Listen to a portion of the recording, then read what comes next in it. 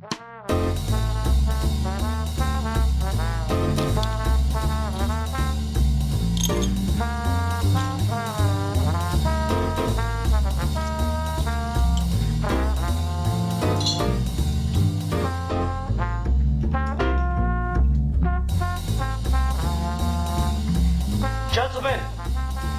the time has come once again to discuss things.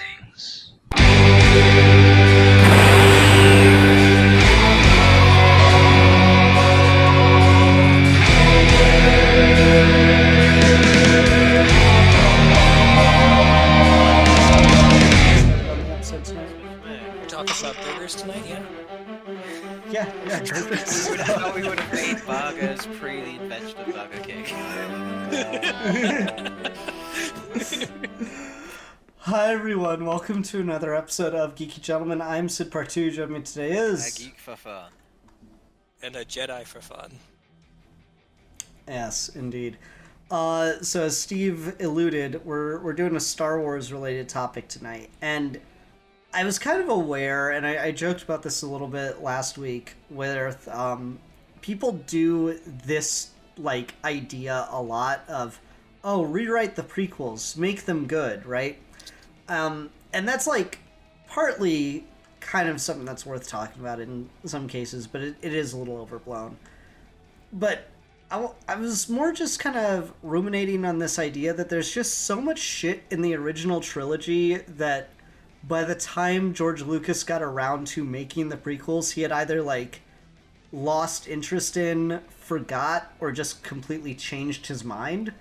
And so I thought it'd be fun to like, just given the little breadcrumbs we got in the original trilogy, do a rewrite of what the prequels could have been.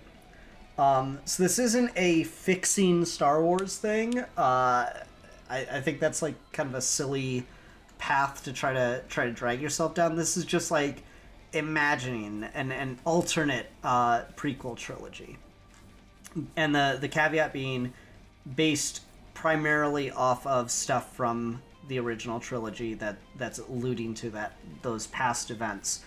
I will say that like in my list, I took a couple things of inspiration from the prequels and just like took a name because it's a kick-ass name for a thing, but I didn't really like, this isn't a situation of, oh, fucking Sebulba should have been the Han Solo or anything like that. It's an old Patton Oswalt joke. So yeah, I don't know, it just seemed like an interesting premise to me, and I was curious what everyone would come up with. That being said, I don't really know how I want to format this. I don't know if I want, like, do we each want to do our, like, movie 1 and then each do our movie 2? Or what do you guys think would be a good format to go about this? I've got ideas for... Go ahead, Steve. Oh, sorry. I was just going to say, maybe what we could do is, like, go round robin and kind of, like, explain the path of what our trilogy would be. And then maybe we could, as a group, kind of, like, hone in on specific things, like our idea for the Jedi's downfall, or our specific idea for our Anakin or something like that. Okay. Unless, Alfie, you've got a better idea? Well, my thing as well is I don't have specifically, like... I do know kind of the rough ideas of the episode to episode, but more of my main thing is just a lot of, like, different ideas and what I would do with them and, like, inspirations for what, like, other movies and stuff I'd want to take from it, like, tone-wise. It's not necessarily, like, the plot beats aren't really found out for me, aside from, like, a couple things here and there. Okay, which is funny, because I think I have the most plot beat-like thing. Like, roughed out here. I will say, like, my episode 3 is the one that was just the most lacking. Like, I kind of kicked out all my stuff for episodes 1 and 2, and then, like, started episode 3, and then let it sit for a week because I was sick, and then I tried to come back to it today, and I was like, no, I've kind of lost the thread a little bit, and it's also just so vague by this point, it's kind of hard to really put my head around, so... Yeah. I guess we'll all just kind of build it together. It'll be our prequel trilogy instead of everyone having their own individual takes. So that's cool.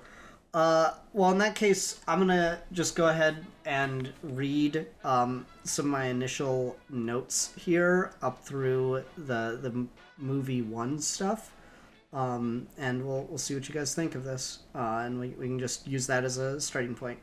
So, a couple of my general things is the Clone Wars. I'm gonna really harp on the wars part and say it is a series of conflicts with multiple clone armies of different factions instead of just being one side has clones. The Empire is one of these factions which has existed independently as a system of government for centuries and was the most centralized at the outset of these wars. The Empire will eventually win the Clone Wars, defeating its primary rival, the Republic, and absorbing it, maintaining some of its systems for 20-ish years before the original trilogy, but slowly phasing them out. The Jedi are Ronin/Hedge Knights, wanderers lending their skills to different armies and worlds for thousands of years. They're extinct by the original trilogy because no Jedi fought for the Empire in the Clone Wars. Clones are made from multiple hosts for different factions, but some factions utilize droids too, or exclusively. Others who have fewer resources, most that aren't Empire, Republic, Techno-Union, have to fight with only their own citizens and are swallowed up into the conflict. So there's like my general things of just stuff I remembered from the original trilogy that like bothered me about not quite being there in the prequels. Most fundamentally in that was the idea that the Empire just felt really ever present and just like so big. And then for the prequels, it's only been around for like 20 years, just always kind of didn't sit right with me. So that's why I wanted to like, no, the Empire's been around for a long fucking time. It's just newly ruling different parts of the galaxy. I dig all of that. I'll ask you this off the gate because if we're thinking of like combining that stuff, this would be one of the main things. With one of my things is my thing with the Clone Wars specifically is I really wanted to level in on the idea of them being clones and not just endless army clones, like clones of characters we know, and people like it would be this kind of conflict where it would be more of a infiltration, like who can you trust kind of narrative with like the clones swapping people in and out. And I had this idea that Palpatine would be using that to kind of put clones of people he wanted in power, but then the clones themselves would be, it could have individuality still, like kind of that we talk like of like it would be this conflict that the Jedi have of like the Jedi are the only people who can tell who a clone is or not. If they're really powerful in the Force, you can like tell it is, right? But then they have also the conflict, and this would be something that Yoda would maybe deal with and talk about, like how the Jedi sacrifice their morals or something, where like we'll become the hunters for killing down these people, and like is that all right? To because does a clone deserve life in the same way? Does a clone have that? And that would be sort of like an underground thing. So would you have it in the same way that different factions would be like cloning armies of people, or would you also have like they'd be cloning individual characters and like it would be like a more common thing? Because that's what I had as like from like the old EU inspiration was kind of the implication they gave of like the Clone Wars was very much like this idea of like that's how you get like Luke, right? Of like they clone Luke Skywalker and stuff. So in this, I would have the idea that maybe that's where the name Obi-Wan comes from. Is maybe that was the first Jedi clone was Obi-Wan Kenobi of a clone of Ben Kenobi, and maybe that's where he gets the name from. And we don't know. They have a fight, right? We don't know which of them is the one that's the real one who kills the other, but he honors to take their name in its place, right? So then you're left with like, is the Ben we see in the original trilogy, is he the same dude or not? That's at the very start of it. That's interesting. I don't necessarily have a problem with some of the like wider things you talked about there, of like the different agents of Palpatine put into different like levels, and they're like clones of more prominent people. Kind of it's a very similar kind of thing happens in Star Trek with like the eugenics wars, where they made it like a shadow thing. I don't have a problem with that also being an aspect of it, but like my main thing was just multiple forces in the galaxy are constantly at war, and one of the things they do is just use clones for their soldier base, the same way other nations, other factions will use droids. So I don't think there's any real problem in that aspect of it. Personally, for me, I never liked the idea of like the clone of Luke Skywalker or anyone the fuck else. Like when that happened in, in Rise of Skywalker, I just like it just gives me an a really weird, cringy feeling. So I don't know if I'd go so far as to include like named main characters, though I understand the temptation to do so. I don't know, Steve. What do you think of the clone question here? I think they're both really interesting. I went a different way with the Clone War side of it. I like the idea of the clones being clones of characters we know. I think for me, though, I was sort of approaching this more from the perspective of I'm going to go back to the 90s and develop this movie and kind of think of the plot beats or choices that you would come up with based on the culture of like the late 90s and early 2000s, so the prequels come out in the same time period. So that sort of like paranoid thriller thing feels a little bit too modern for me. But I do like what you're saying with the Clone Wars being like a series of conflicts, and I kind of went in the same direction. For me, what I've been doing lately is I've been going through and reading and watching a lot of stuff that was influential on Star Wars specifically when it came out in '77. And so going back and looking at all this stuff that Lucas was pulling from, there's a lot of things in this other media that I feel like was either set up or copied in Star Wars that I would want a prequel version to go back and kind of copy more directly. So with the clones, my thought process was more so you kind of do something halfway between Blade Runner and the original Mobile Suit Gundam, both of which came out right around the time of the original trilogy. And you'd have this idea of the Empire, like you said, has always existed. And it's been around for thousands of years. But in the growth of the Empire, they needed a disposable workforce to colonize other planets. And so they created genetically engineered humans, kind of like in Blade Runner with replicants. And they get shipped off to other planets to basically do that. And those are the military essentially conquering the world. And the Clone Wars would refer to a period in time where the clone army decides to rebel against the Empire and say, we're not slaves, we're people. And so kind of like Roy Batty in Blade Runner, they get conscious. There's no sort of like safety device. And Blade Runner has the same sort of pivotal event where there is a slave uprising in Blade Runner, which is why all the replicants eventually have like a 4-year life cycle, because they don't want them to get a conscious and rebel. So this would be that same sort of like catalyzing event. And then a little bit like Mobile Suit Gundam, the faction of the clones that are rebelling are getting help from other governments, and that's what's causing like the series of conflicts to go on. So like you essentially have like a period where they're fighting and they get gifted one planet, but then there's like slave unrest on another planet, so that planet starts fighting, and it just becomes this series of conflicts where the disposable human beings and the regular human beings or aliens or whatever are mingling across decades of fighting. And they are not really on the Empire side, and they're not really on the Jedi side, but I wouldn't tie the Jedi to like any specific good government or bad government. I'd make them more sort of like Dune-style Bene Gesserit political advisors.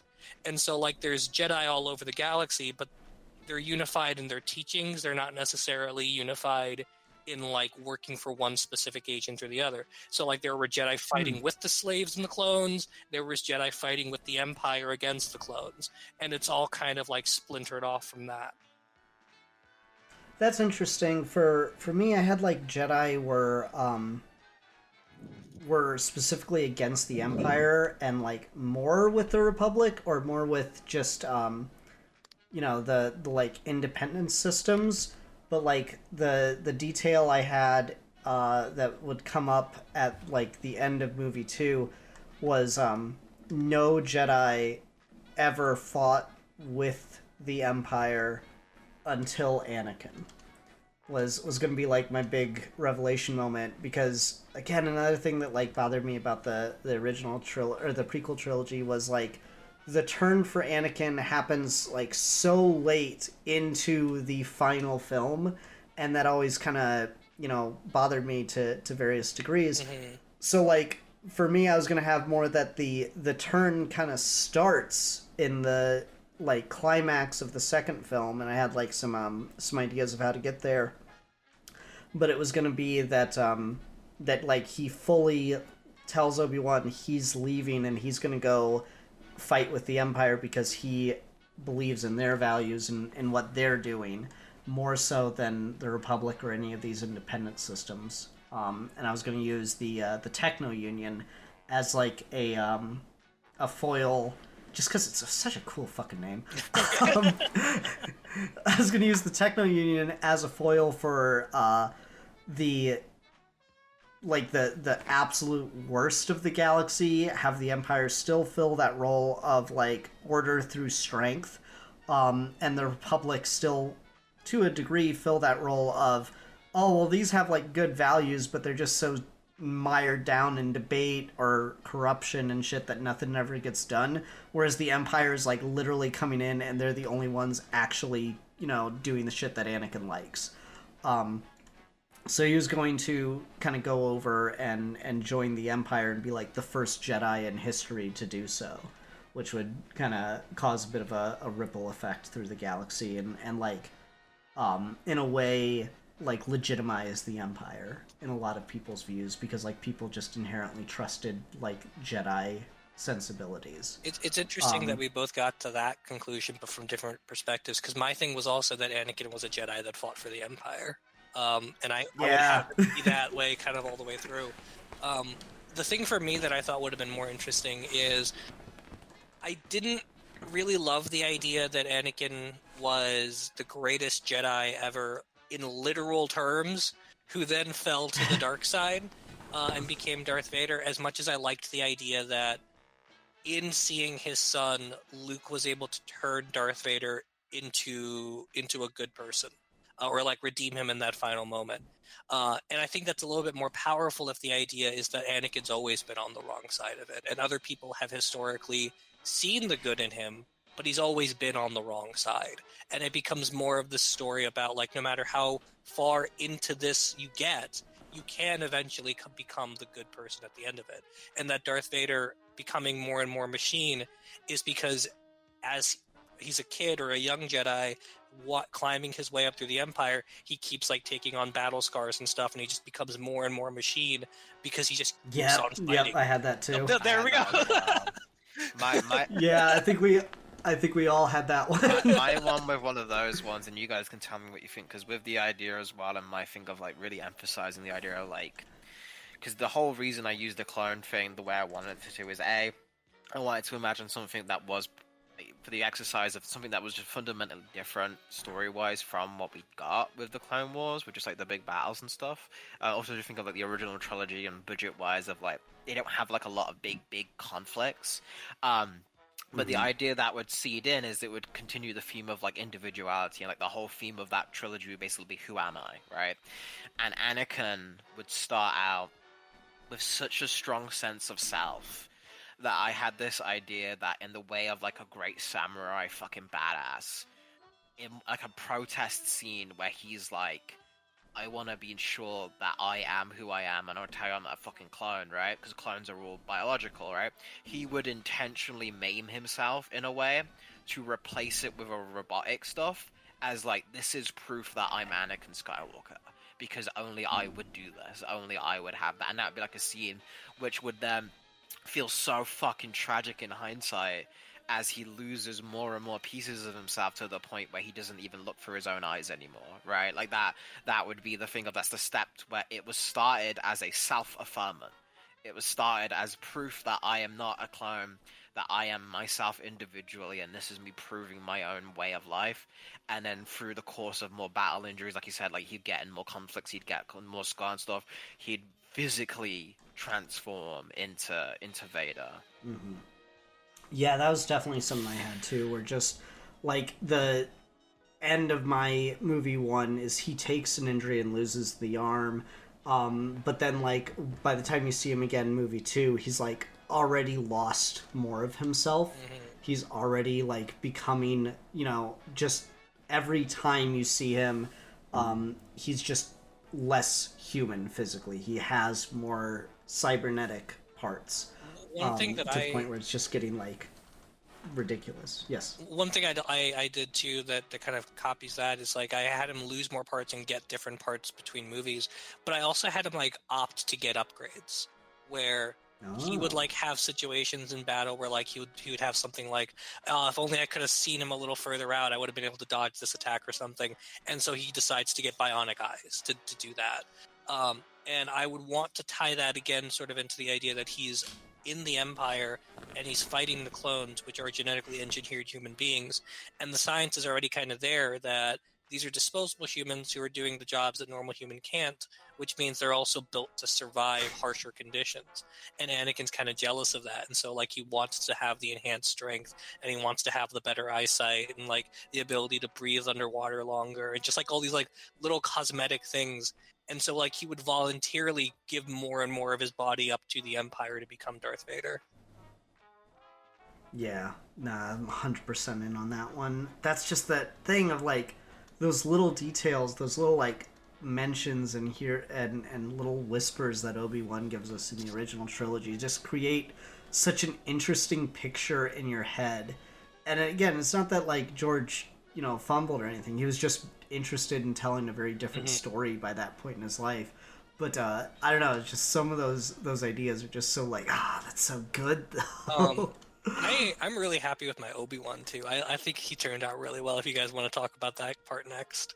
Yeah, go ahead. Yeah, I didn't really have a ton on Obi-Wan. For me, I just had him like, he's teaching Anakin, but he's just actually really bad at it. He's just really bad at trying to impart the lessons of a Jedi, and through the nature of everything that they're seeing, Anakin's becoming like more and more radicalized, and Obi-Wan just is like unable to really compensate for it. My thing. Go ahead, Amy. That's the thing you say, because I assume Steve's got the longest one. Yeah, you can go ahead. Okay. Because my thing with that as well is tied to what you said, Ian, is I also had the thing that the biggest change for me would be going just off the original trilogy would be Obi-Wan being much older than he was in the prequels, so I would be having him like one of the original statements that they had for when the original trilogy take place was it was 35 to 40 years ago instead of 20 years ago, so just adding an extra 20 years on to Obi-Wan and Anakin's age gap.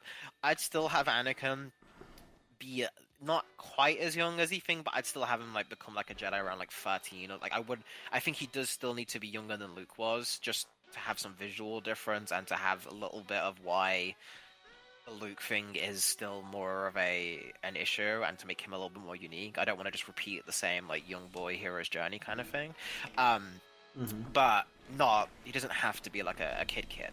I get why George did that though, but for this one it would just be, I think it'd be a little simpler, cleaner, because I think Obi-Wan's thing for me would be, rather than being a young Jedi who kind of lost his master and kind of was in over his head with someone who was more close to his own age, it would be Obi-Wan would already be a Jedi master, but for some reason he just can never get Yoda's approval. Yoda's always, and Yoda would be his master in this one, it wouldn't be Qui-Gon. Qui-Gon would be non-existent, right? Just going off, Yoda was Obi-Wan's teacher, and Obi-Wan feels that he's accomplished everything in life except for raising a talented pupil. He gets so fucking obsessed with this that he's like, I'm going to create the greatest Jedi of all time.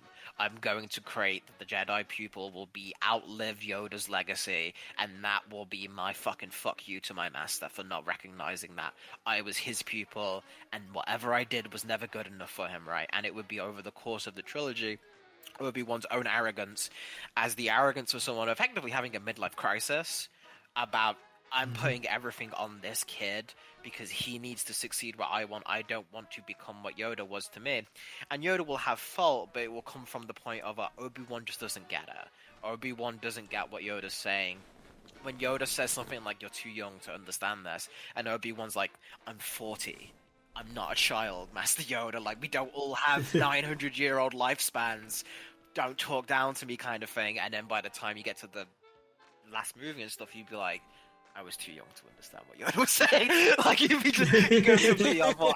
I think that would be a really, really interesting protagonist, and that's what I feel.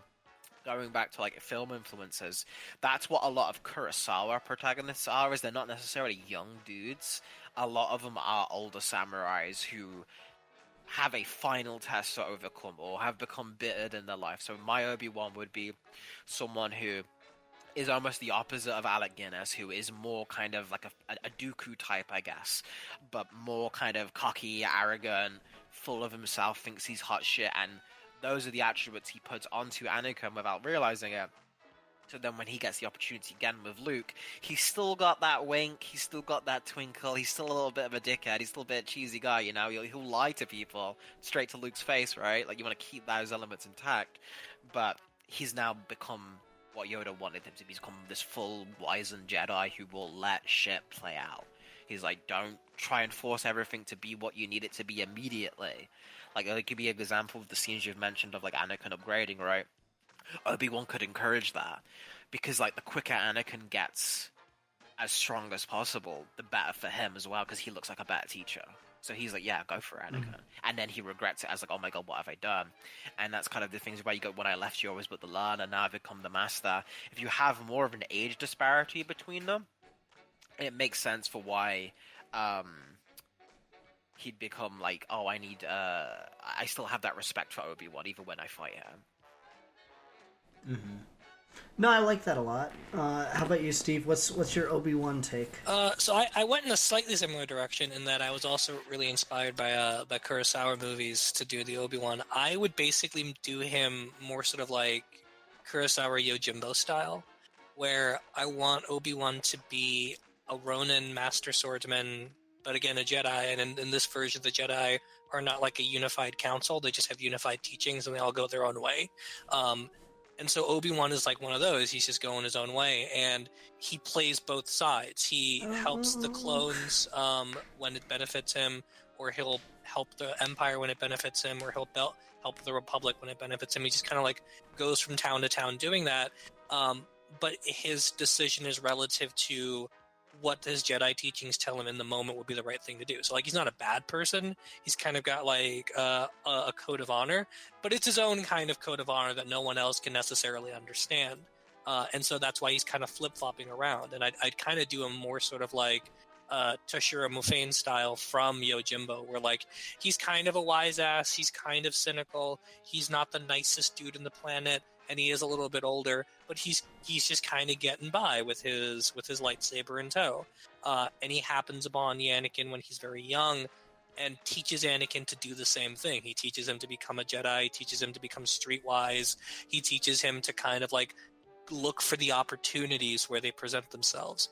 And his big mistake is influencing this kid to do that without at the same time imparting to him the sort of code of honor that he has. Because the sort of like big consistent problem with a lot of old school Ronin and samurai movies is that whatever honor system old cowboys or old samurais have, they tend to be pretty ambiguous, and they tend to be kind of self-contradictory. And so I wanted to like take that to its furthest extreme and say, like, what if a Kurosawa style character tried to teach a kid values? Like, he would be bound to fuck that shit up. And that's where Anakin would go, where he would at one point, like, decide that the Empire was in the right in the situation, so he goes for that opportunity, and then the Empire is just able to keep swaying him to say, like, oh, if you stay with us, we can give you this, and we can give you that, and we can upgrade your arm here, and I see you got this scar, and we can take care of that for you. And he just keeps getting, like, bought, and because he's just, like, a street kid that Obi-Wan found, this kind of, like, glitz and glamour of the Empire and the power Obi-Wan was able to teach him kind of go hand in hand and start corrupting him. And Obi-Wan's sort of great failure is that he could have been a really good teacher to Anakin if he was interested in being a teacher, and he didn't pick him up on the road as just like an opportunity in the moment. That if he had like more of a sort of a goal or a purpose in life, aside from just being a wandering Ronin, then maybe Anakin wouldn't have gone this way. And as the movie trilogy goes on, I'd kind of have like each of these 3 movies kind of be like old school epic style, like Lord of the Rings style, where they're going to span several years.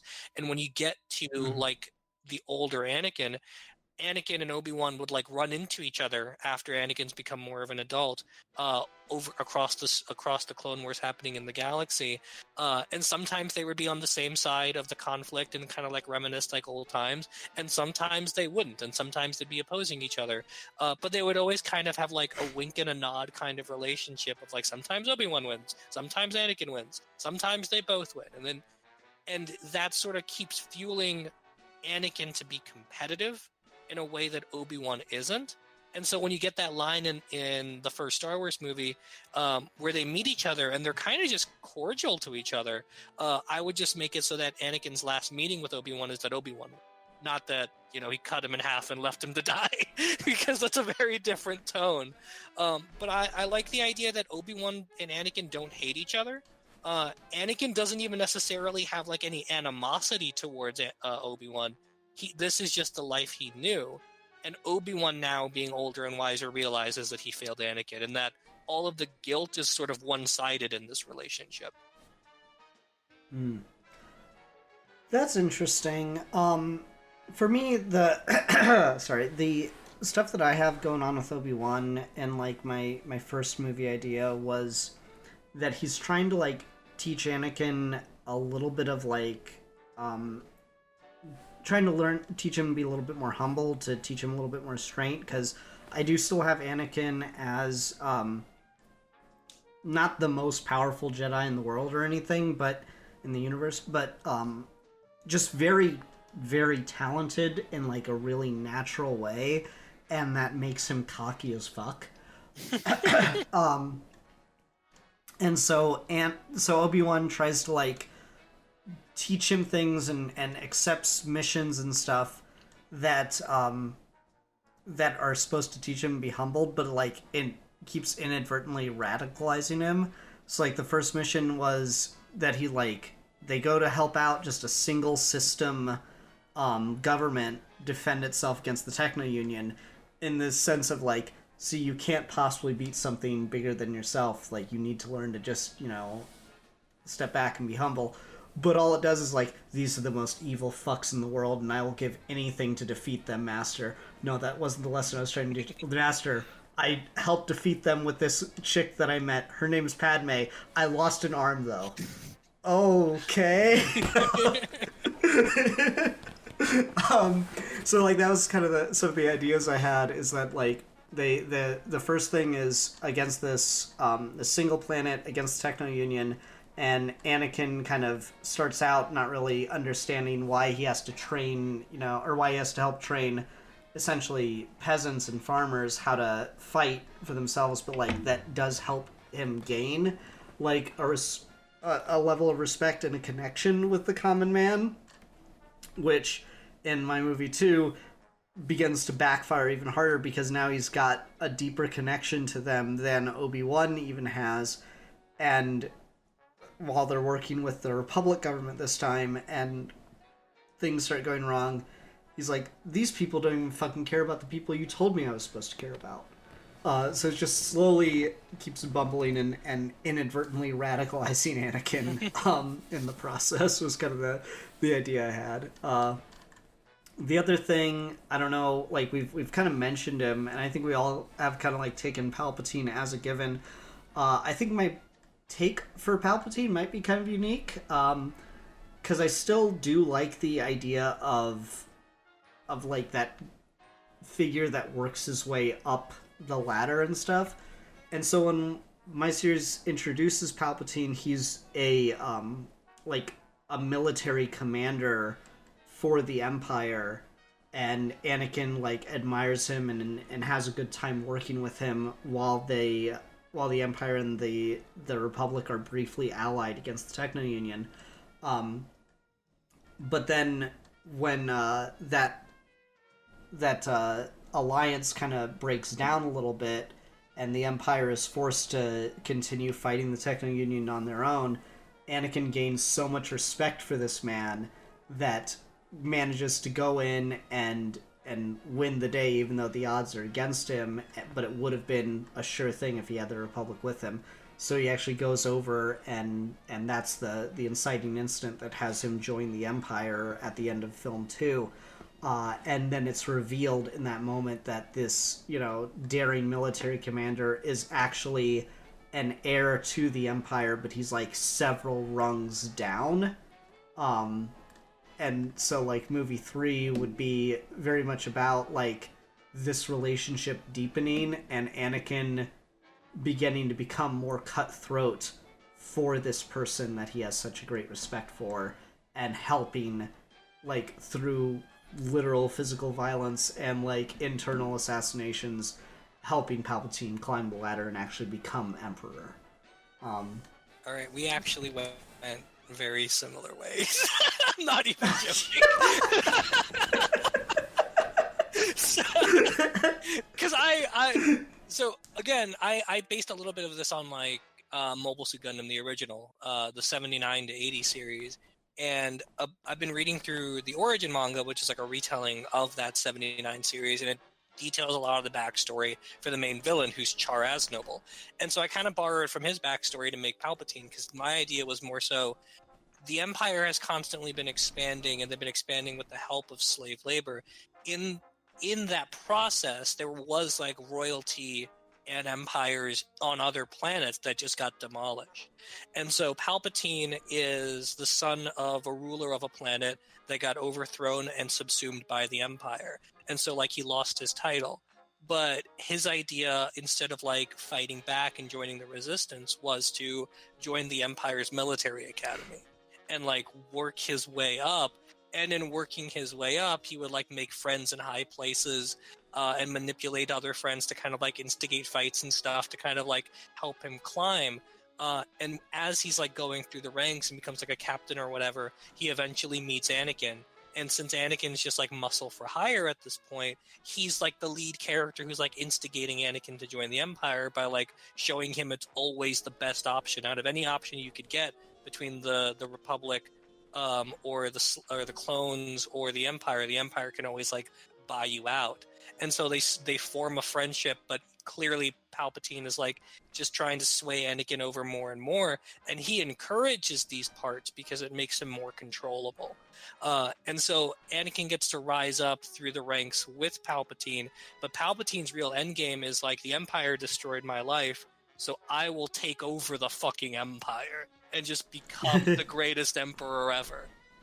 And I also like the idea that Palpatine doesn't get like horribly disfigured by Mace Windu, but instead is just like old as shit, like kind of like Yoda style. Like he's just dilapidating because he's like 400 years old or something.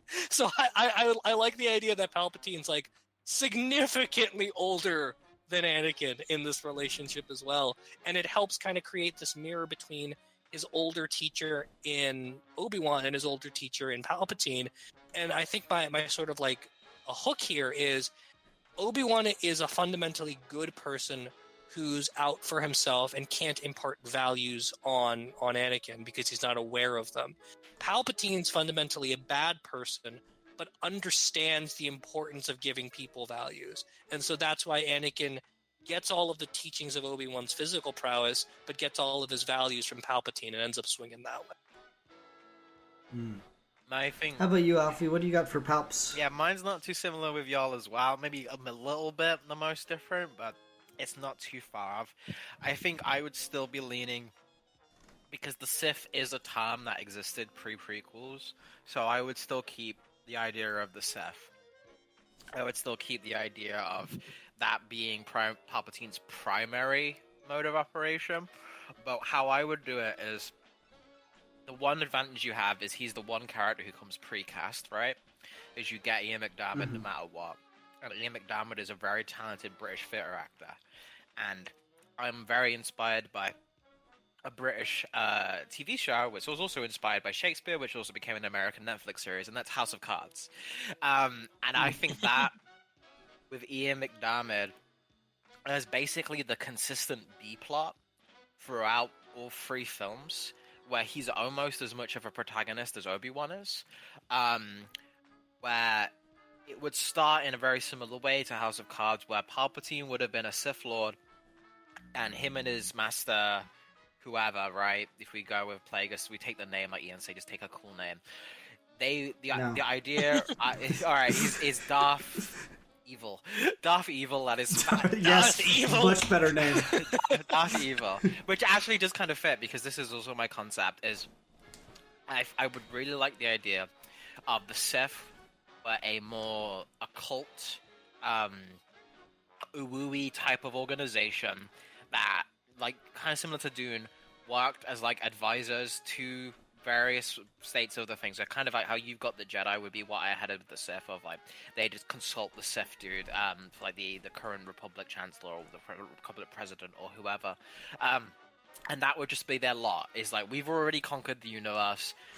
We don't care about the Jedi, and they're never going to be able to stop us because we've got our things settled down. There's nothing needed. And Palpatine, as a next one-up in the Sith, would have been fine with that. And then he would have been slighted by someone. It could have been a minuscule thing. With what you guys are describing, I think it would be very cool if it was like Obi-Wan received praise for a mission that he planned, and Obi-Wan is the one who got the praise for that. And as a result, Palpatine would then be like, you know what, fuck it. All the Jedi have to die, and I have to be the Emperor. And that is like, the Sith had no goal for that. They already basically ruled things through the shadows.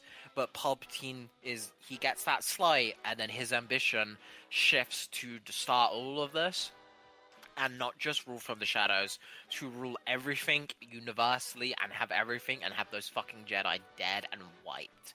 And that would be the part of it. It's very similar to House of Cards thing, where it wouldn't necessarily be easy for that, because I think in the same way of like you go across a long period of time, I would like to do a bit where you start with Ian McDermott a little younger. He's a little bit more unsure, cocky of himself. He's closer to, say, like Alec Guinness's age in terms of like you age him up through the decades. So we see a long period of time as he gets more and more promotions within the Senate. He gets more and more things like that, and he'll have other figures who are fighting against him. It wouldn't just be like his only worry is the Jedi. You'd have, like, say we go with Ian's idea, right, of like the different Imperial factions. You'd have different factions fighting with each other. Those characters would also be like villains for Palpatine, and I'd really kind of want to do a way where you do almost a super fucking problematic rise of a dictator that's kind of glorified series of films, where you are, as the audience, you are kind of rooting for Palpatine because he's a very charismatic character, and he's being put against also evil bureaucrats. So just by the power of the camera, you are placing him in this idea of like, oh, people who maybe don't realize he's going to become the Emperor, maybe think this is a good guy, maybe think Anakin and Obi-Wan's kind of thing was right. You should go in from that insight of like, if this is an episode 1, 2, 3, and you're watching it in order, you don't necessarily know where this is going to go, and you can abuse that factor for the audience. So that would be more so my thing with Palpatine, is I would give him a pretty sizable chunk of role. Like, he would be the third main character next to Obi-Wan, Anakin, and then it would be Palpatine.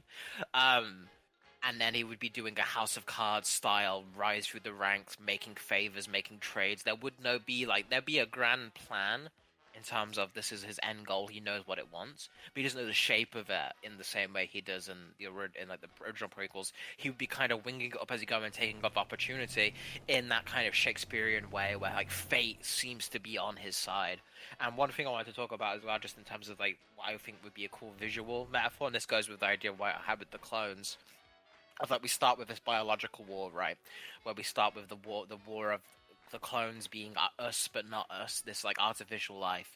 And then once the clones are defeated, which I would like to have like the main source of fighting be done by the climax of the second film, because at least like the majority of it, because I think a really cool thing to do would be to establish episode 3 as the most peaceful yet the most fucked up one. Where like in this period of peace is when the final moves are made. Once the war is won and the accolades are handed out to Anakin and Palpatine and all the victories, that is when the real work is done.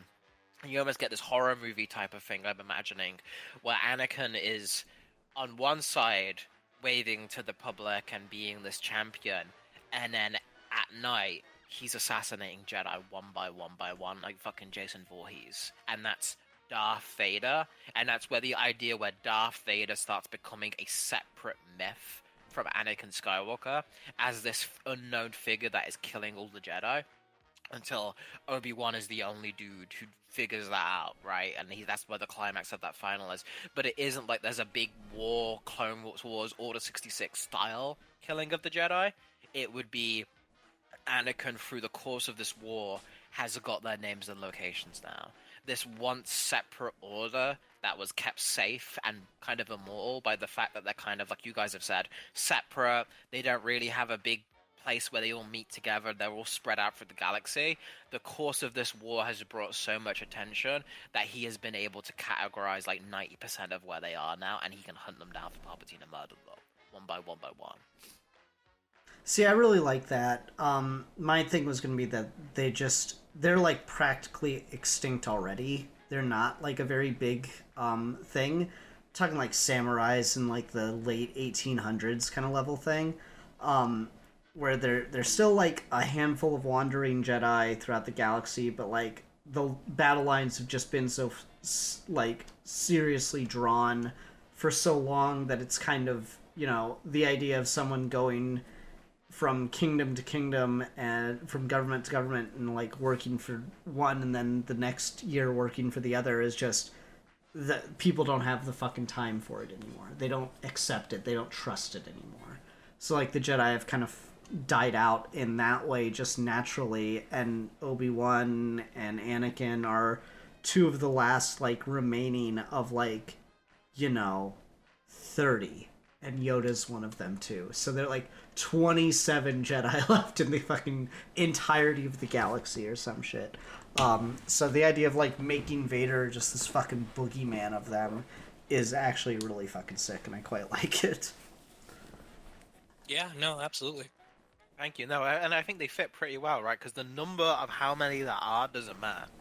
There can be as many as fucking councilors at Camp Crystal Lake, right? That's all you need. You just need enough of them to be scary.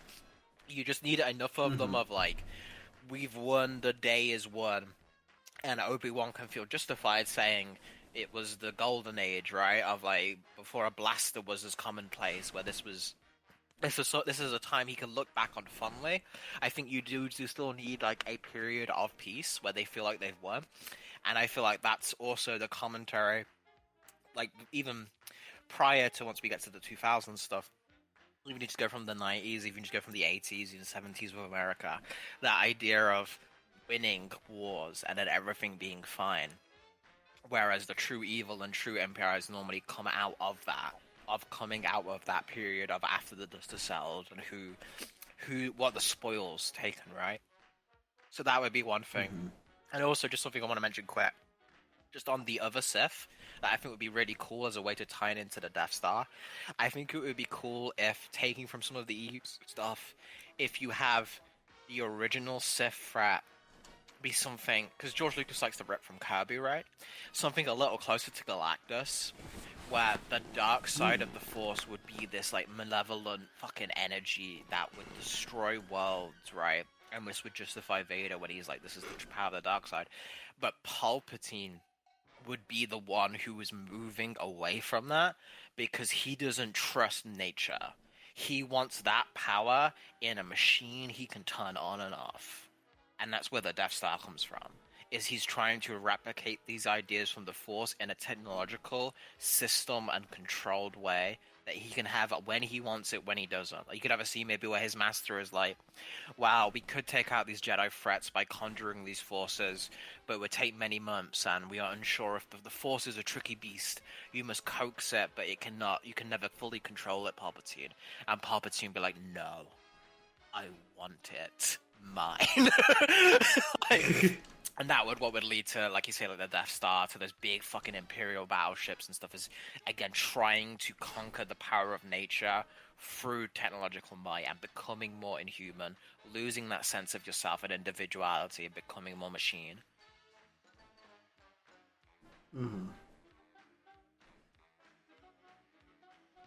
Okay, cool. Glad we all agree. Okay, yeah. Yeah. One thing we guys haven't talking about in Stranger Things is what about, even if we just use the name, because obviously we don't know what you would have been called otherwise. What about the mother? What about Padme? What's her thing? Do we have anything with her?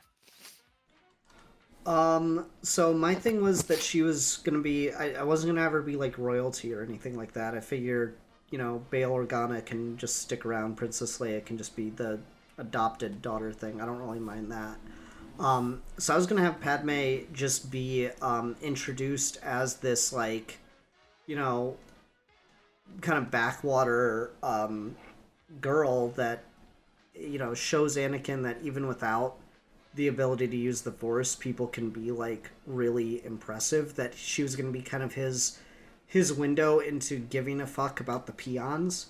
I was also going to have Force use be like a lot more liberal here, where like technically anyone can do it, but it requires just a natural aptitude, but also the like lack of bias for me is the biggest thing about Force use that keeps it from being just everybody and their fucking brother can use the Force. Is just people think, nah, you just can't.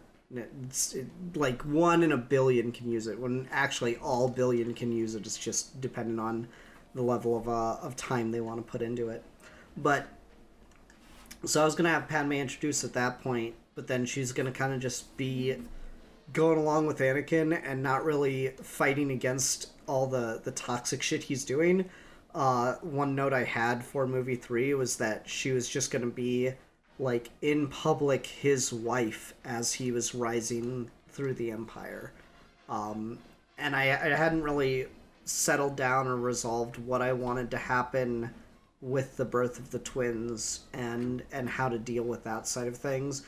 Though my initial tendency is just to say Anakin actually fucking kills her, not starts to choke her and then she dies of a broken heart. No, Anakin like puts that fucking lightsaber into her, and that's what kills her.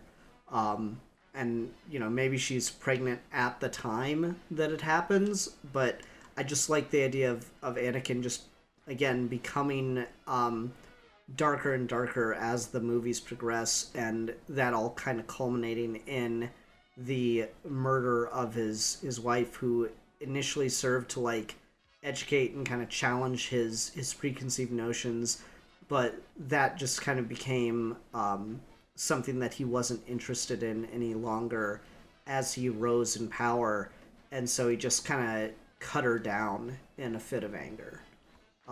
Is my initial thought that I have happen with Padme.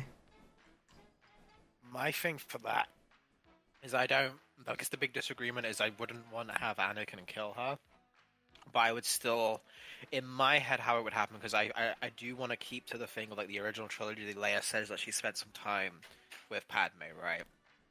And like she remembers her mother a little bit. Luke doesn't remember his mother. So rather than it be like the newborns things that you got in the trilogy, I would imagine they'd probably maybe be very little children, maybe 6 months to maybe like a year and a half old, something like that. But just to the fact where like Anakin knows he's got kids, that outright. But maybe the thing I would tie into that is the third movie being the horror movie, right? And they'd be like pregnant during that time skip between 2 and 3. Obi-Wan and Padme's like way to try and fight Anakin, like once they realize like who is Darth Vader, and you'd have the scene of them putting together like it's fucking Anakin, it's my fucking husband. In the other room is the dude. Like maybe they find his fucking red lightsaber or some shit like in his fight. It'd be very like again like you're going super fucking, this is a serial killer movie at this point with a PG rating. And you'd use that, maybe the kids, as an avenue to that. I'm like you, and I haven't fully figured out what to do with it, but I do think it would be cool if Padme's death isn't tied to Anakin specifically, but it's tied to she becomes a casualty of the Empire in a very routine stormtrooper checkup gone wrong. That only exists now in the galaxy in this type of ordered identification please thing. as a result of Anakin's actions. So he himself hasn't killed her, but he has created the environment where not just will this be happening to people for the rest of the galaxy now, but it took his wife away. And maybe there's a report or something which he finds out, like, family killed one of the things, or the thing that's where he thinks it's his fucking children gone, or something that seems mundane to the grandness of everything else. I think would be a cool contrast. That's just my idea for that, though. I also think your idea of him just fucking stabbing her could also be really effective. I mean, like, again, I don't love the way that it's handled in George's prequels, but there is just something to he's mad at her for debating with him, and so he just force chokes her.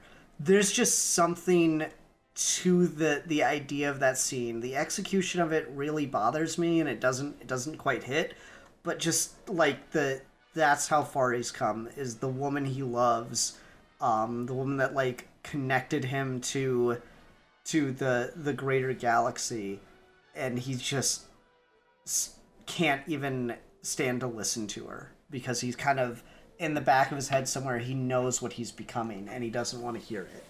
I'm going to also put a caveat on here of I'm currently listening to The Shining, so I've got kind of an influence in a abusive partner in the back of my head right now.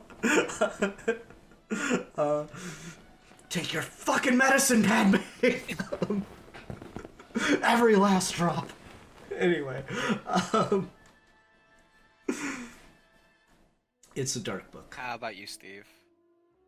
I didn't really think about Padme at all. I had one thought. Yeah, no, literally, I had one thought. My one thought was Padme could be the scientist, doctor person that performs Anakin's upgrades for him. I like and that. So that's really cool.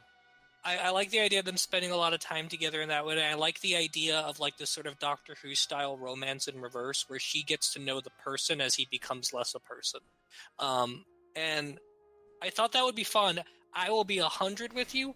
I forgot completely that the twins are separated at birth in the original trilogy, and Leia has to end up a senator, and Luke has to end up in Tatooine. So I don't know how the fuck I'm getting them there, but that's what I've got for Padme.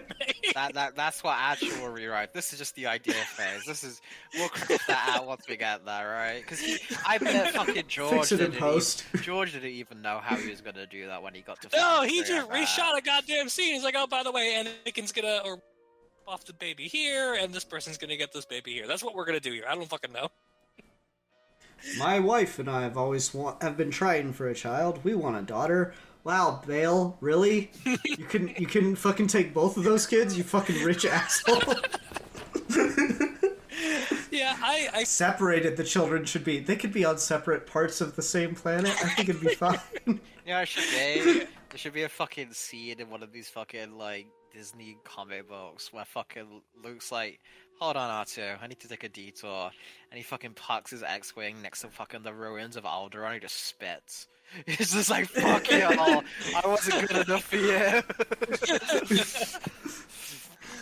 Yeah, I have to go pick up fucking power converters and shit, and now here I am. The fucking desert!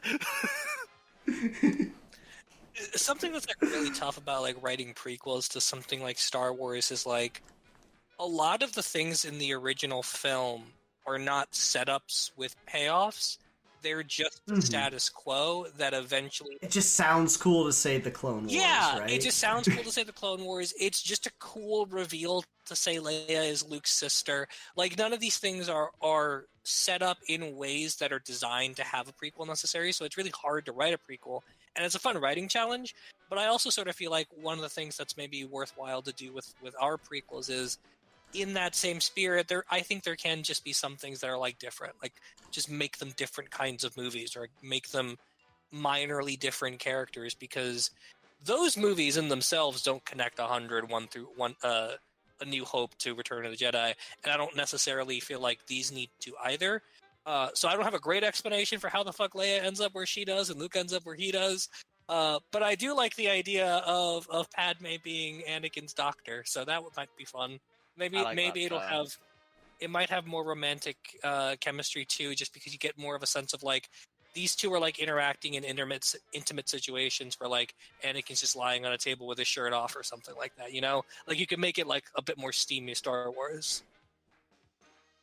Steam Wars. Steam Wars, indeed. I did have some stray thoughts that were not related to plot, but were just kind of related to filmmaking choices that I thought would be fun to talk about. Oh, sure.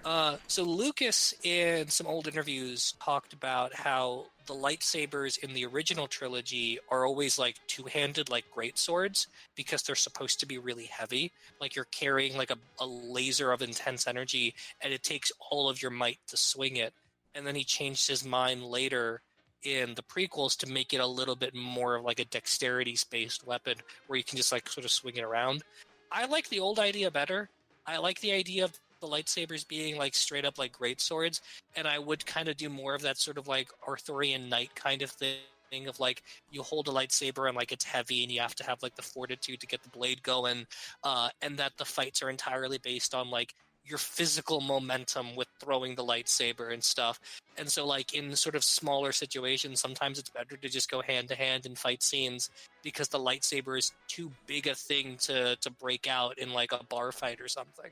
And so like it becomes more of like a bull in a china shop kind of situation. So I thought that would be fun to do. The other thing is like I like that the world of Star Wars in the first film is basically just a Western where it's just desert landscapes and stuff.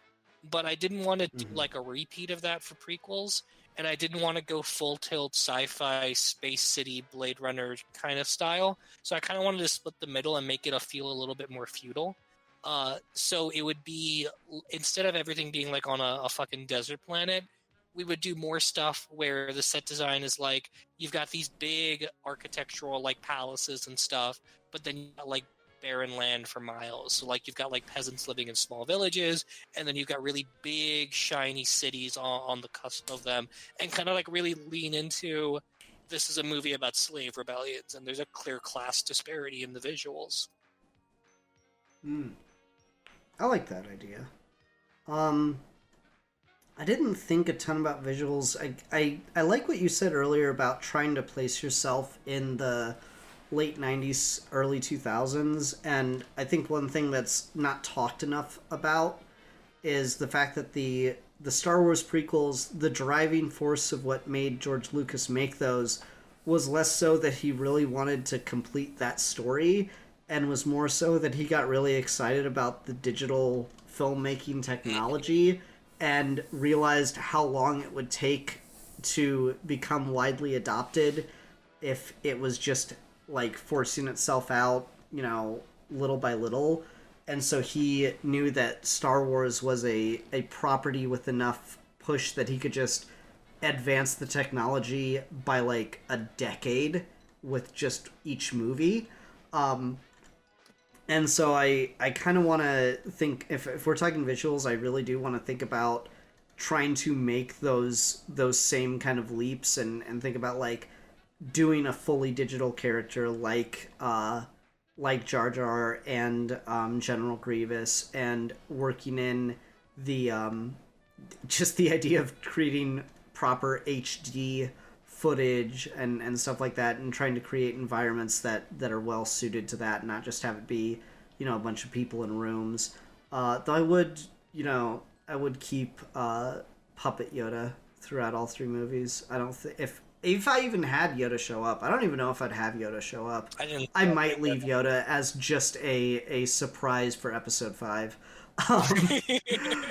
Because that still just goes so fucking hard when that dude shows up. But, like, I would like to try to, you know, put myself in that time period, in that era, and try to think about things and visuals on screen that would still require those same kind of envelope-pushing technological advancements. I think what's really interesting about that, too, is, like, when you put yourself in that 90s context, we're making a lot of movies in that time period about, like, the dangers of the internet, the unknowns of the internet, the way technology is sort of running amok. Like, you've got a lot of stuff everywhere from that Sandra Bullock computer virus movie to The Matrix, just like theorizing how things could go wrong with technology. And I think it would be really interesting if you did the Star Wars prequels with that mindset a little bit. And so you could use like a lot of these like really brand new cutting edge digital technologies in places where it's contextualized more for like the bad guys. So like the Empire is the one that's got like these brushed metal rooms, and the ones that's using more CGI heavy stuff, where their vehicles are a lot more unique and sci-fi oriented. But then like your main characters, like your Neo and Trinity style characters, the ones that are resisting, they're the ones where you do more stuff that's like actually on location, or stuff that's a little bit more like bogged down, where like you have maybe a contrast between the technology that the Ronin Jedi and the Rebellion and stuff use is all like very analog, very much of the Star Wars that the original movies were. And then the Empire is the one who keeps trying to push that analog further and further into things that are more robotic. Yeah, I'd feel with that. My thing as well is I agree with Ian completely. Like, the whole reason Lucas even would want to make these movies in the first place, no matter what era it was, is to just do more interesting stuff on film with camera. Like, the whole purpose of the prequels effectively was to normalize digital in filmmaking, and that's why he fought really hard to film. He would have filmed Phantom Menace on digital if he could, but the cameras just weren't there yet. But Attack of the Clones was the first fully digital fucking blockbuster movie, and then onwards, he was a very big proponent of that. So I would still want to keep that. I think that was still like very much as he could be that kind of mentality visually. I think as well this idea of, I think you do the best choice you could have made, and I think a natural choice. You don't need to look at the prequels to get to this conclusion. At least for me, is you talk the original trilogy, and it definitely is a universe it's on its last legs. Like, it's seen better days. That's like the whole point of every ship in Star Wars is it's kind of dingy looking. They kind of scraped it together. That's also very telling of George Lucas, the person. Like, at the time, Star Wars was very build it by your own hands. Kind of like you make this go together. What you could glue with model kits, etc., etc. I do think it is natural to be like, we're a cultural juggernaut now. We've got the money to really show you something you've never seen before. And that would also apply to the Jedi stuff. Is I get the appeal of the broadsword, like heavy lightsaber, but the thing I go for is Nick Gillard, who was the stunt coordinator for the prequel movies. He was very like, these guys were supposed to be the Justice in the galaxy, and in an era where Obi-Wan very explicitly is like, blaster's clumsy, Jedi weapon is fucking peak if you know how to use it, right? And we kind of see a little bit of that with Luke in Return of the Jedi. He's got a little bit of that prequelness to it. It's not quite there, but you see like the seeds of it when he's like on Jabba's barge, where he's just taking people out. I do think I would want to keep that.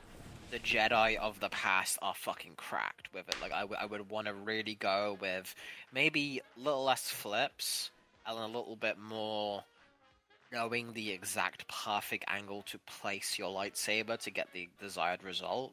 And maybe you could tie that in with what you're wanting, Steve, with the heavy lightsabers of just, it's like the Kurosawa film where the master doesn't need to do the flashy tricks, he just does the single slice and he takes someone out in one shot, right? But I would still want to very emphasize this was the golden age before shit went bad, and that we took a step backwards. Like, our technology may have improved, but culturally, the arts, fighting, everything took a step backwards, and this is actually where we were at our fucking peaks. I do think that's a very natural conclusion to get, and I would still keep that element. I think one of the things I would say there is just, I think in keeping with the idea that the Jedi would have been extinct for a very long time, and even by this point in the prequels, at least for me, you'd want to do it where there are very few Jedi. I'd still sort of preserve that idea of like, the peak Jedi that you're talking about died decades ago, and so we're already in the decline, at least for me. Maybe, but to the extent where someone can still look back at it fondly, right? Like, it can't be that bad just yet. Like, I get what you're saying. Like, it can get there, but it needs to be, Obi-Wan needs to be alive for long enough where things are pretty good, I feel like. Well, and I'm starting Obi-Wan a lot older, too, so I'm already starting him from a position of, like, he's already seen the world turn. Uh-huh. Well, we kind of agree on that then. We're kind of still like on the same. Like as long as he's like, it was within his lifetime, then I don't really care. Sure, yeah. Yeah, I think the thing with the prequels that always bothers me is that I think the lightsaber fights are just so overly choreographed, and I would want... the wire fu. Yeah, and like it's not even like good Matrix style wire fu where it feels like the characters are reacting to each other. It's just like a dance too much so. And so I would really want to, like, if you're gonna make action scenes with prequel Jedi, I want it to feel concrete. I want it to feel like there's weight and there's action and there's reaction.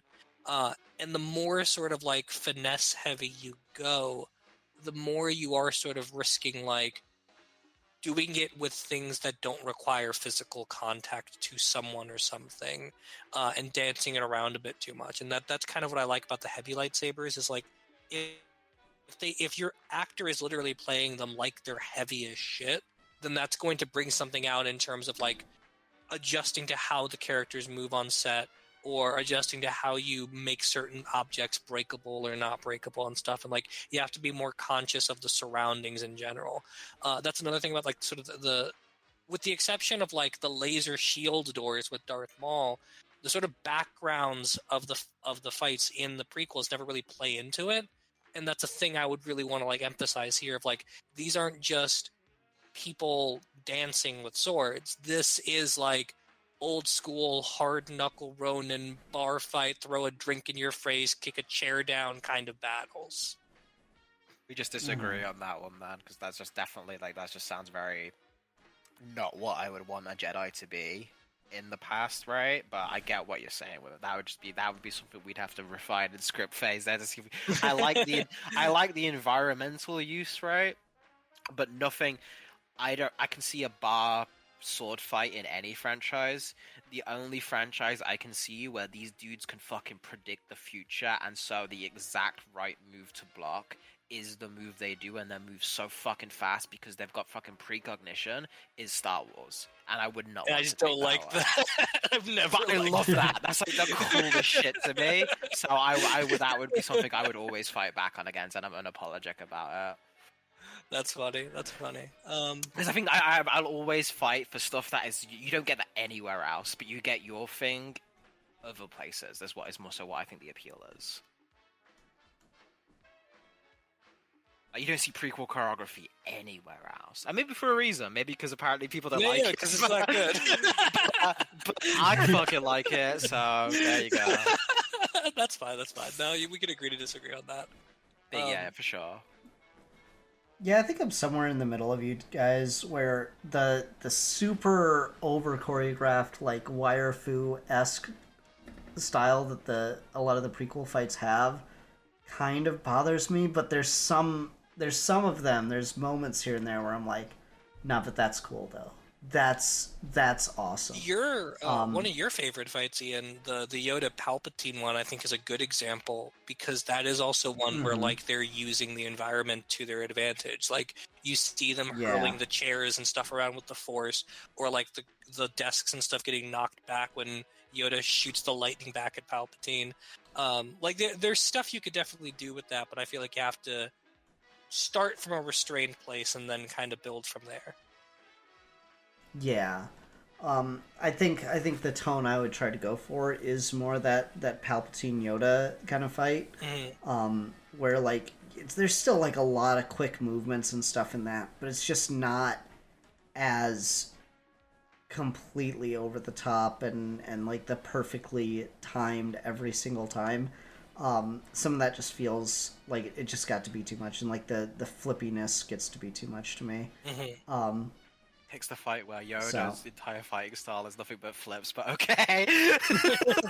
Well, no, but like just the vibe of that, like Yoda's flipping a lot in that fight. You're definitely right, but like all of the fights seem to have just flips and everything. Like I can it's move the so flips funny too. to me. It's just funny you brought that as the example of like the anti-flip. Yeah, well, because Yoda's like one flip. Yeah, Yoda's one trick is flipping in the prequels.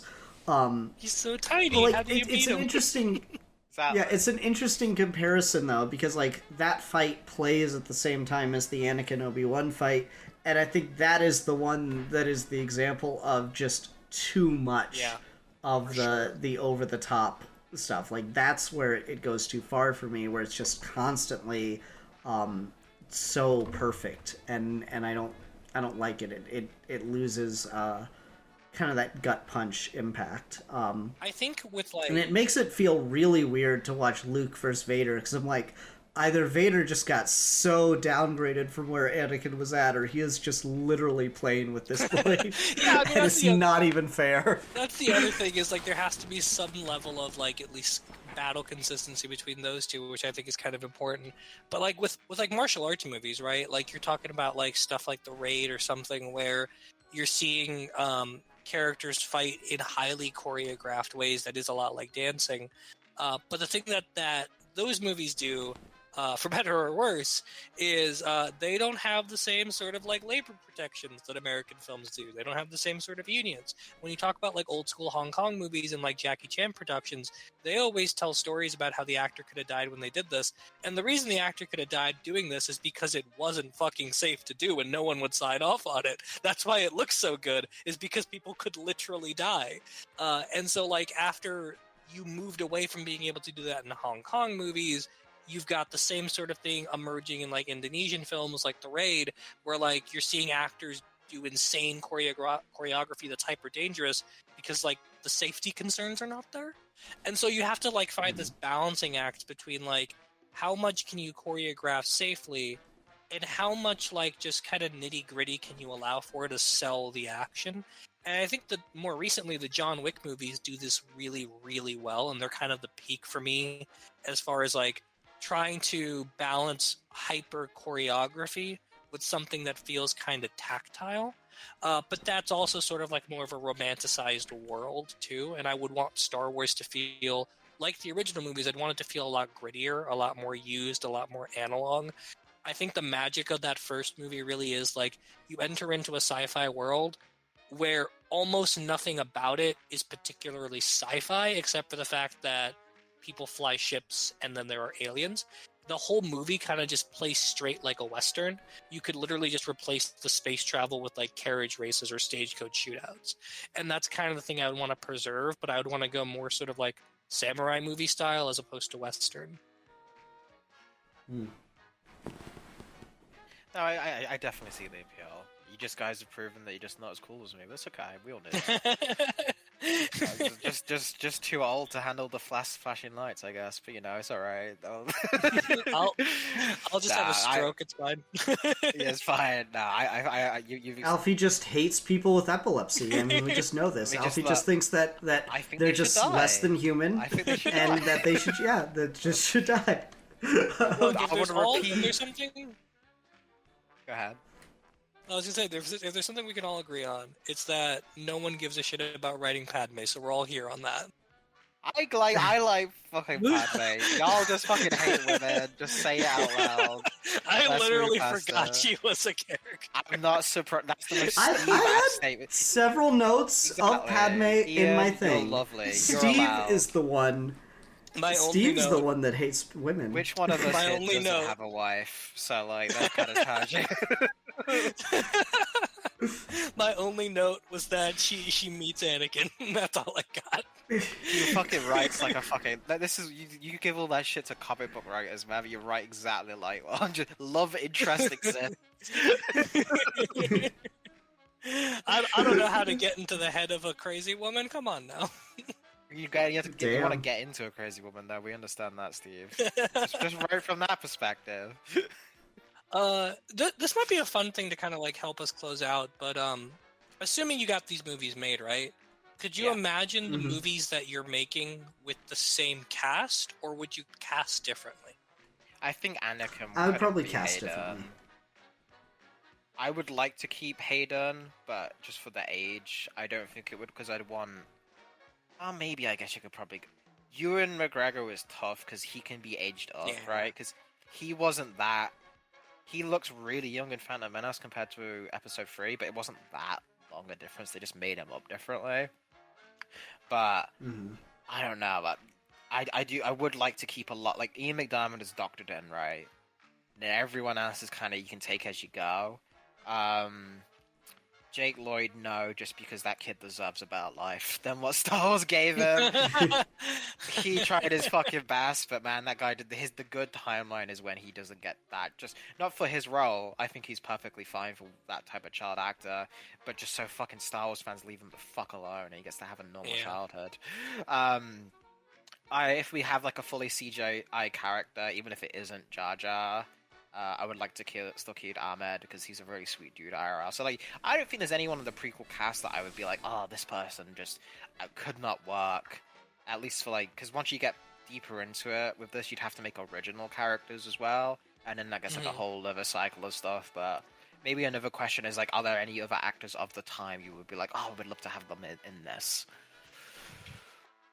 That's hard to think about. Like 2000s. Oh wait, no, fuck it. I take it back. I've got the perfect answer. Yeah. So for Anakin, bit older than Hayden at the time and stuff, and I think would fit a bit better. I'd go with Heath Ledger. I was gonna say Heath Ledger, Anakin would go crazy. That'd be really good. Yeah.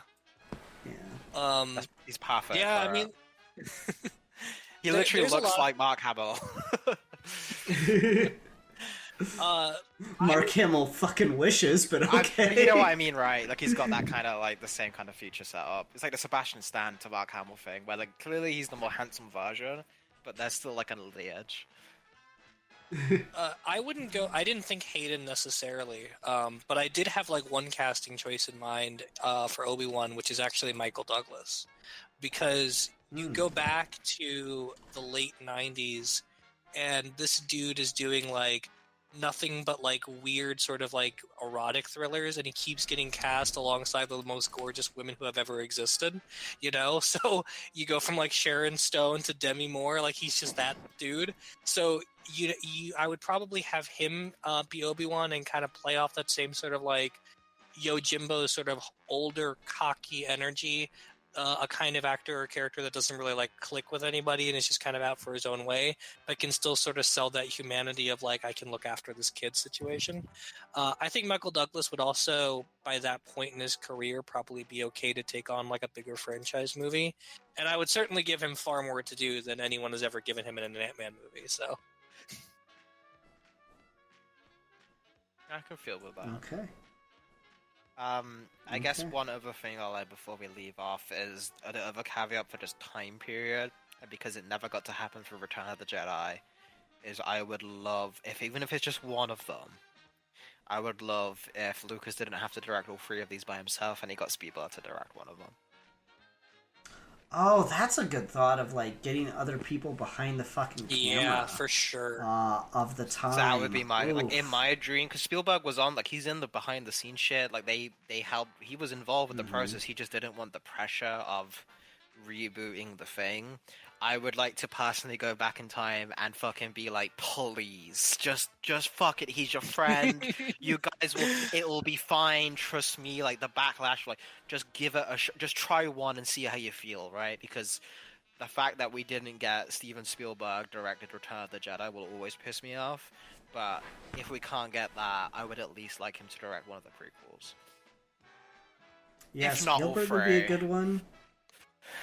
I feel like doing separate directors for each movie would have still been really good for that era. As long as Lucas is yeah. still there as the main dude, because otherwise we're gonna have the fucking sequel trilogy scenario where everyone's gonna have their own fucking plot. So what are you talking about? There's only only two movies for the sequel trilogy. We just made The Last Jedi and then decided to make no more Star Wars. What are you talking about? Absolutely. So, for the sequel trilogy duology, to avoid that, Lucas should still be like the main guy. Like, but they should bring in, like they did for Empire, and how they did it for Empire, because the Return of the Jedi situation is Lucas basically directed that one himself as well. Yeah. That'd be interesting. I'm trying to think of like directors who were like really hot at the time.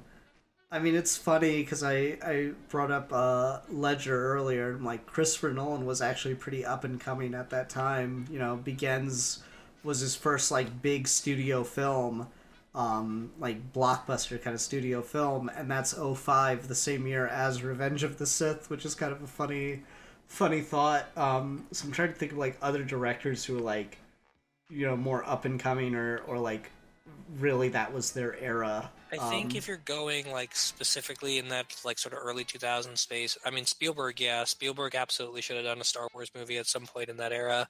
But I'd also throw Ridley Scott up there because he's just coming off of movies like Gladiator, which would have been the same year or the year before Phantom Menace. But like he did that and he did Black Hawk Down like back to back. So I could see I could see Ridley Scott going all in on like a big sci-fi epic, especially if you get him to be on the ground floor of it and do the first one, and then have like Spielberg do the second one. But then the third one, I'd probably toss over to someone like Ang Lee, who again is doing big franchise stuff at that point, right? Like he gets nominated for an Oscar for Crouching Tiger, Hidden Dragon. He does the 2003 Hulk movie, which is super underrated in retrospect. So like instead of doing Hulk, or maybe alongside Hulk, you get him to do a prequel era Star Wars movie, and you do again more of that sort of like old school samurai influence to kind of go off that Crouching Tiger feel, which is also based on a series of books that's super melodramatic and filled with like hero's journey cliches. I think it goes right in his wheelhouse. I could dig that. The idea of getting a director that's not just influenced by Eastern cinema, but is from the Eastern cinema. That would be nice. School would, I think that'd be great. Honestly, it's a really good point. All right. Well, I think that pretty much covers the gambit. That was, I had a feeling that would just be a fun thing to talk about and shoot the shit on for a while. So I had a good time doing this one, guys. Yeah, it's fun. For sure. Yeah. Who wants to pick something for next week? Does anyone have anything just right off the top of their head? I think it's Alfie's turn. I don't have one off the top of my head, though. If you give all me right. a bit, I can get to you it, want though, just, yeah. Yeah, just message us. We'll figure something out. Doesn't have to be a review. It can be a topic if you want. Sure. All right. Everyone, thanks so much for watching. Until next time, I'm the Philosopher. And I am the champion of the Sith. And I am oppressing the Jedi? ? For fun. And we're your geeky gentlemen, and we will be discussing things.